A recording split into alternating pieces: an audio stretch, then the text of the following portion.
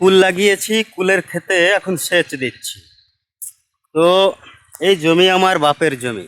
ওই যে বাপ, ওই, হ্যাঁ, ওই, ওই যে বাপ, ওই যে।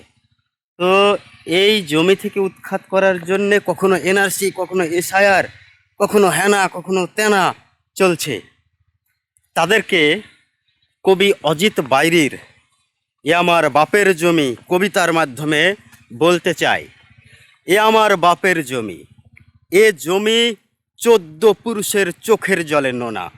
এ জমি কালো ঘামের মতো কালো, চোয়াল ভাঙা চাষাড়ের মুখের মতো এবড়ো খেবড়ো।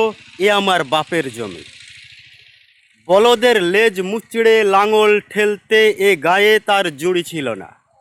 এ গায়ে আমার বাপি প্রথম বন্দুকের সামনে তুলে ধরেছিল লাঠি।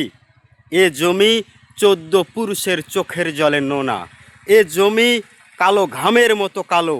এ আমার বাপের জমি।